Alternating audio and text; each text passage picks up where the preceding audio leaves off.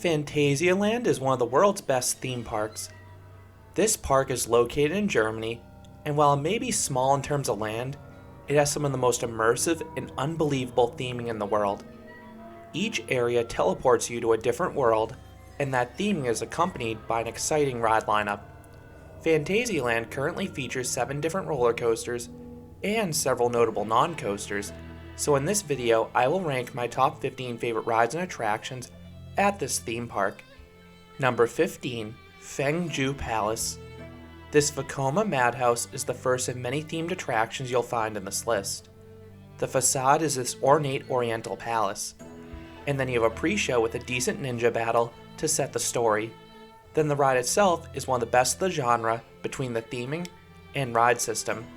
The benches in the Vekoma models have more movement than you may expect, so the illusion that the room is actually inverting is quite convincing.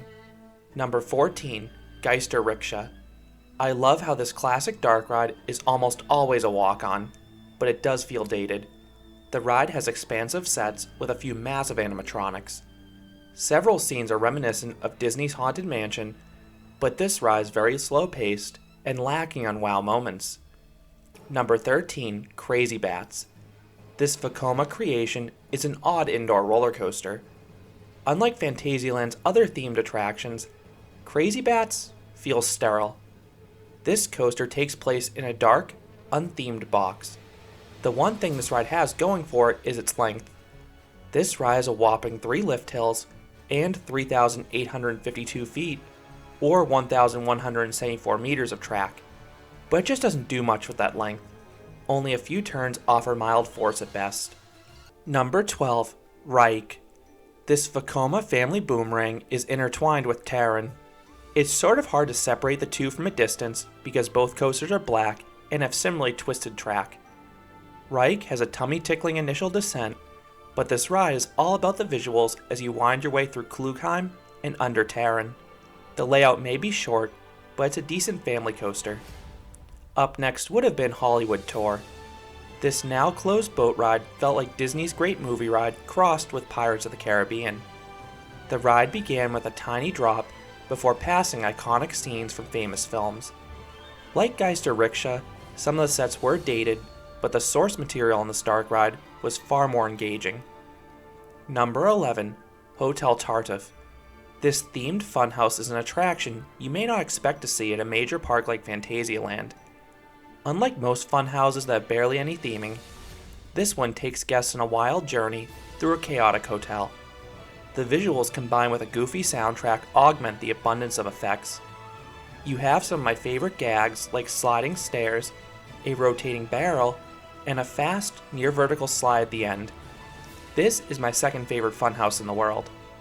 Number 10, Colorado Adventure. This Vekoma creation is one of the best mine trains in the world. This coaster's incredible length with 4,199 feet or 1,280 meters of track. And the layout is pretty scenic too, between all the tunnels and rock work. Then you also have an extended indoor section in total darkness that feels out of control. Just make sure to ride this coaster in the back. If you ride there are some larger drops that offer a little bit of airtime, and you're really whipped through those turns, generating some sudden laterals. Number 9, Talokan.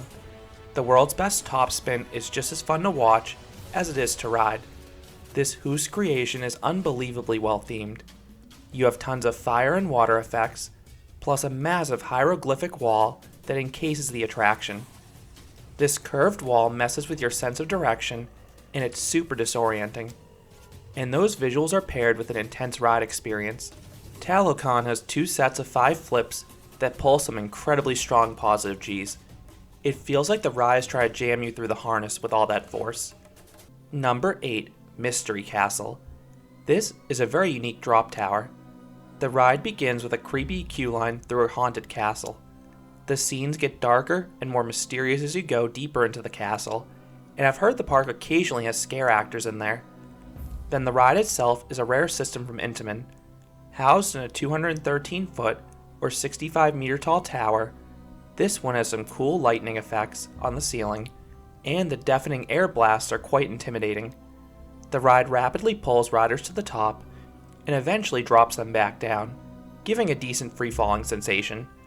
Few drop towers are as themed as this one, and the exact program can vary depending upon the time of day. Number 7. Mouse au Chocolat. This feels like Ratatouille crossed with Toy Story Mania.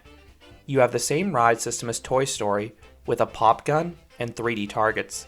And you need to blast mice with pastry shooters that have overrun a bakery.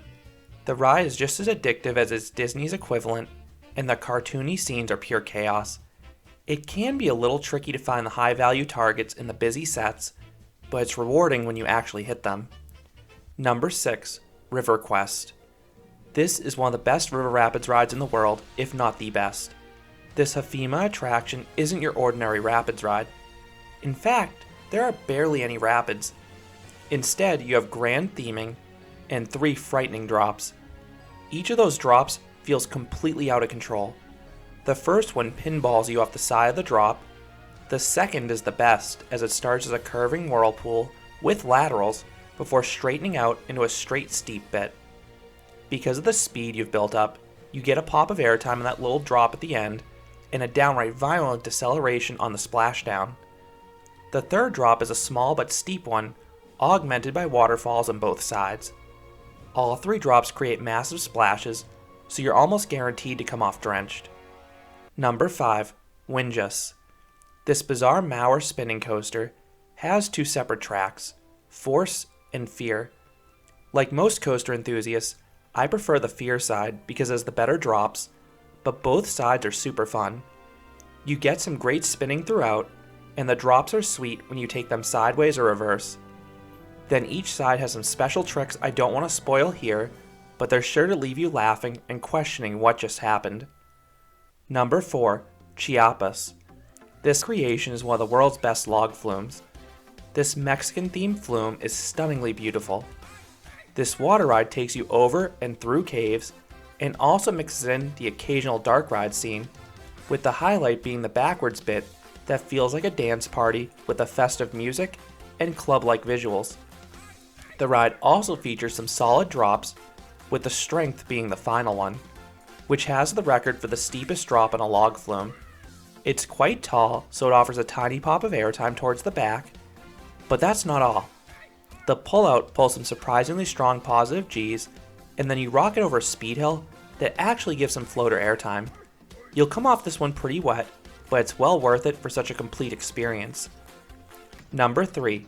Black Mamba. This B&M invert takes inspiration from Nemesis at Alton Towers, and is similarly reliant on great visuals. The coaster winds its way over, under, and through an intricately themed African village. That theming is what makes this coaster special. And this one also has a much different layout, focusing more on turns and speed, particularly in the second half. And if you ride in the back, you'll get a fairly forceful ride too.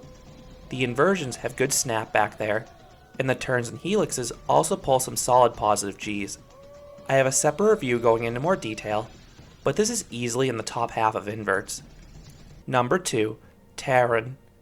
This Intamin multi-launch coaster is the anchor of Klugheim, and it is a stunning attraction. The launches have decent power to them, and then you navigate a devilishly twisted layout that's impossible to memorize. The coaster's biggest strength are those visuals as you carve your way through the village and past the rockwork. There are many near misses, but there are also some great elements towards the beginning of the first and second halves. The twisted S-hills offer some good airtime, paired with strong laterals. Both halves do peter out towards the end, but it is still a very impressive coaster that I go into more detail in a separate review. And coming in at number 1 is Fly. The prototype next generation Vekoma flying coaster is easily my favorite attraction at Phantasialand. Heck, it's one of my favorite coasters anywhere. Set in Rookburg, this coaster is a similarly twisted layout to Taron, but I find both the visuals and forces to be superior in this one. Whizzing past buildings and over pathways is magical in that flying position. And if you're in the back, almost every valley and turn delivers crushing positive Gs. I was not expecting this ride to be as forceful as it was, but it really is one of the best coasters in the world for positive Gs if you're in the back of the train. Fly also mixes in 2 unique launches, surprising pops of airtime, and 2 floaty inversions. Fly is a super long ride that's different than the other flyers I've been on, and I really hope Vekoma builds more of these for the reasons I go into in a separate review. So that is how I rank the top 15 rides and attractions at Phantasialand. What are your favorite rides at Phantasialand? Or thoughts on any of the attractions I mentioned? I would love to hear your thoughts about any of these rides down in the comments. If you enjoyed this countdown, I'd appreciate it if you gave this video a like, and you considered subscribing, because there'll be a lot more roller coaster and amusement park videos here at Canobie Coaster. Thanks for watching.